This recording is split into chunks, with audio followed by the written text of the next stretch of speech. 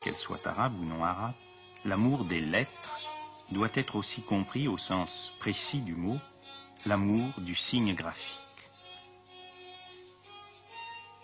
La loi musulmane n'autorisant pas la peinture figurative, notamment la représentation des êtres humains, une grande part de l'art islamique a consisté dans le dessin parfait des lettres du Coran.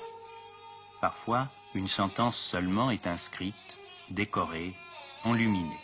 En s'imprégnant du sens sublime de ce qu'il dessine, ce calligraphe écrit les paroles qui résument l'enseignement métaphysique suprême du soufisme. La mawjoud illallah, il n'est d'être que Dieu, c'est le non-dualisme, l'identité suprême. L'art des calligraphes, qu'il s'agisse des variantes de l'alphabet koufique, arabe, persan, décore les murs des mosquées et des madrassas, les universités religieuses. Des Corans innombrables depuis le VIe siècle ont été écrits à la main et précieusement conservés. Et il y a certainement dans le graphisme arabe une valeur universelle, puisque sa beauté picturale est sensible même à ceux qui ne parlent pas la langue.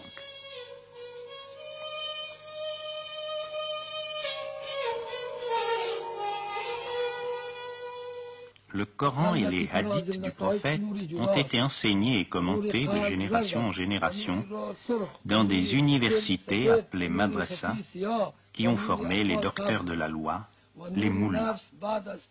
La loi, ou charia, a parfois été opposée à la voie ésotérique, la tariqa, comme on oppose la lettre à l'esprit. C'est vrai, certains soufis ont été condamnés par les moullas.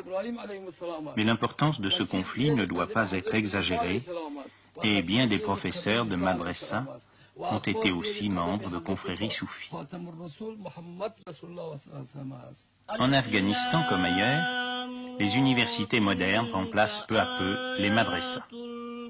Mais plusieurs de celles-ci sont encore vivantes.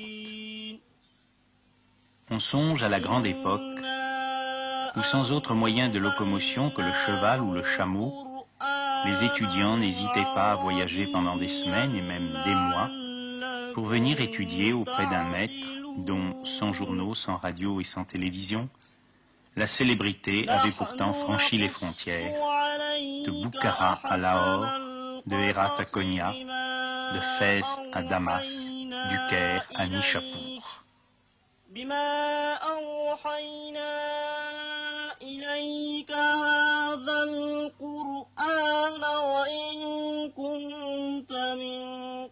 Si Mohiddin ibn Arabi est le maître le plus vénéré du soufisme arabe, le soufisme des pays non arabes de la Turquie à l'Inde est dominé par le sage célèbre Jalal ud-Din Rumi, dont un spécialiste commente ici le Masnavi, un des textes les plus importants et les plus précieux de toute la sagesse humaine.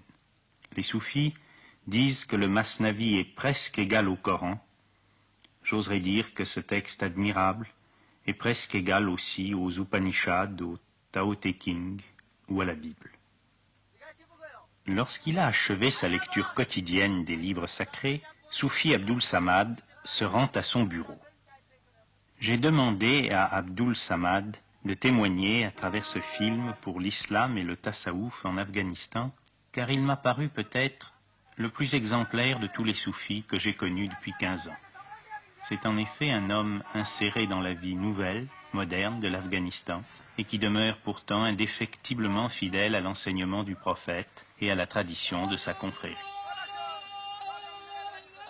Lorsque retentit au loin l'appel du muezzin pour la seconde prière de la journée, Soufi Samad, sur le lieu de son travail, étend son tapis pour le namaz, comme vont le faire aussi dans leurs ateliers, leurs échoppes, leurs boutiques, des milliers d'autres citoyens de Hérat. Il est recommandé de participer à la prière collective à la mosquée, mais lorsque les nécessités du travail l'interdisent, il est permis de prier seul. Allahu Akbar, Dieu est grand.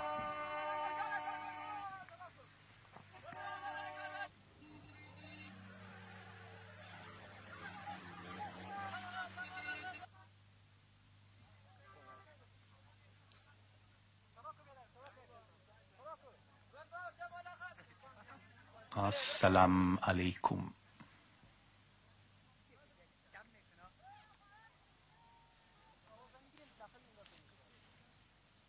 Les disciples soufis ne sont pas des moines. Ils n'ont pas abandonné le monde. Ils vivent dans le monde sans être de ce monde. Ils sont généralement artisans, commerçants, boutiquiers.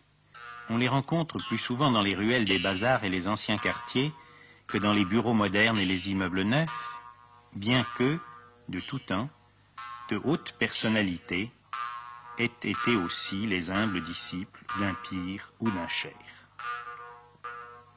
Parmi ces vendeurs, ces travailleurs manuels, à quoi reconnaît-on le soufi?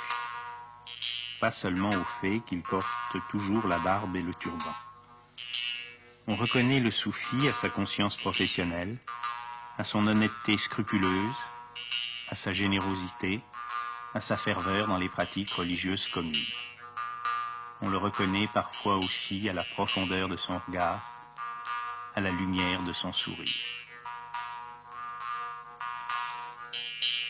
Peu de fois, avec mon compagnon afghan, alors que de ruelle en ruelle, de boutique en boutique, nous recherchions un soufi dont nous ne savions même pas toujours le nom, que de fois, simplement en croisant un regard, nous avons ensemble ressenti avec certitude, voici, c'est lui. L'œuvre des mains est si à l'honneur chez les soufis. Outre ses fonctions administratives, Abdul Samad pratique aussi l'art du tapis. Il le pratique avec sa femme et ses enfants, car les soufis sont presque tous mariés et pères de famille. Parce qu'il est engagé non dans le chemin de l'avoir, mais dans celui de l'être. Le soufi ne ressent pas « j'ai une femme, j'ai des enfants », mais « je suis un époux, je suis un père », avec tout ce que cela exige de moi. Faute d'avoir été étudié avec compréhension, le statut de la femme musulmane a été sévèrement jugé par les Occidentaux. Je veux avant tout préciser que l'épouse musulmane peut avoir part, comme son mari, à la vie spirituelle et à l'enseignement des maîtres soufis. Pour filmer ces images, j'ai respecté le principe de l'islam selon lequel une femme ne laisse pas voir son visage aux étrangers. Il y a seulement quelques années, dans un milieu musulman orthodoxe, je n'aurais pu ni tourner ces plans, ni même rencontrer ces mères de famille. Mais le monde change, et il change très vite. Les sociétés traditionnelles se désintègrent partout sous nos yeux. J'ai donc pu, exceptionnellement, voir le visage de femmes afghanes vivant selon la loi ancienne. Ces visages exprimaient tous la joie, la paix intérieure et surtout la plénitude. Cette découverte m'a amené à étudier un peu sérieusement les textes mêmes du Coran et à distinguer dans les traditions relatives aux femmes ce qui est essentiel et ce qui est accessoire, ajouté à travers les siècles pour des raisons contingentes. Lus sans parti pris, les enseignements du prophète ont pour but non pas d'asservir la femme, mais au contraire de la défendre et de la protéger. Qui se douterait par exemple qu'une femme musulmane pouvait demander le divorce pour insatisfaction sexuelle. Quant à la polygamie, elle avait pour but de permettre aux veuves de se remarier et elle évitait le sort des maîtresses et des mères solitaires dans les autres sociétés, celles-ci devenant au contraire des épouses à part entière.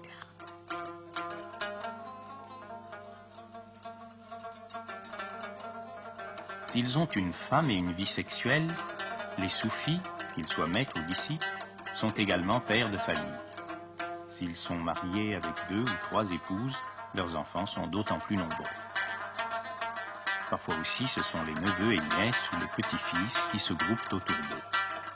Les musulmans en général et les Afghans en particulier ont un immense amour pour les enfants. Il arrive souvent que le fils d'un pire, d'un maître, pas forcément le fils aîné, soit choisi comme son successeur par les disciples.